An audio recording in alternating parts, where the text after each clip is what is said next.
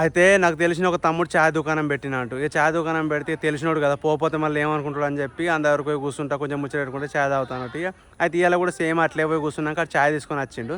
ఛాయ్ తీసుకొని ఛాయ్ తాగేటప్పుడు ఒక ముచ్చట చెప్తున్నాడు. అంటే ఇంకొక అన్న కూడా ఉంటాడు, వీనికి తమ్ముడు అవుతాడు, వాడు కూడా ఎప్పుడు వచ్చి ఛాయ్ తాగుతున్నాడు. వాని గురించి నాకు చెప్తున్నాడు. అన్న ఆడు ఏమున్నాడు, ఛాయ్ దుకాణం పెట్టిన పంచులు ఎప్పుడు ఇడికి వస్తాడు, ఛాయ్ తాగుతాడు, పొద్దుకు 3 సార్లు ఛాయ్ తాగుతాడు, ఒకసారి నా పైసలు వేయాలి కదా, ఏదో ఒకసారి 2 సార్లు అంటే ఏం కాదు, కానీ ఎప్పుడు ఇన్న ఛాయ్ తాగుడు ఎట్లుంటుంది అని చెప్పి నాకు చెప్తున్నాడు. నేను ఇక ఛాయ్ తాగుకుంటా, అవు కరెక్టే తీరా, నేను చెప్తా తీరా అని చెప్పి నేను అన్న. అయితే చెప్తా తీరా అన్నాక ఇక అనుకోకుండా ఆడు కలిసినాడు. ఆడు కలిస్తే అంతో అంటున్నా, అరే ఛాయ్ దుకాణం కాడికి పోతే ఆడికి ఇట్లా అన్నారా, ఇక ఆడు అనలేకపోతున్నాను, నేను నాతో అన్నారా అంటే, ఏమన్నారా అంటే, ఆడు పొద్దుకు 3 సార్లు వచ్చి ఇన్నే ఛాయ్ తాగుతాడు, ఒకసారి పైసలు ఇయ్యర్రా అని చెప్పి నాతో ఇట్లా అంటున్నారా అంటే, ఆడుండి ఏమన్నాడంటే, ఓరి అక్క నేను నిన్న పోతాడు నీ గురించి ఇట్లే చెప్పింది కారా, పొద్దుకు 3-4 సార్లు వస్తాడు, ఒకసారి పైసలు ఇవ్వడేమరా అని చెప్పి అంటుండ్రా అంటే.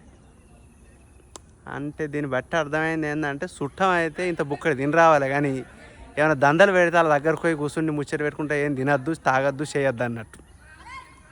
అంటే నా ముచ్చట ఆనికి చెప్పిండు, ఆయన ముచ్చట నాకు చెప్పిండు. ఇద్దరిని రాకుర్రు అని చెప్తున్నా అన్నట్టు.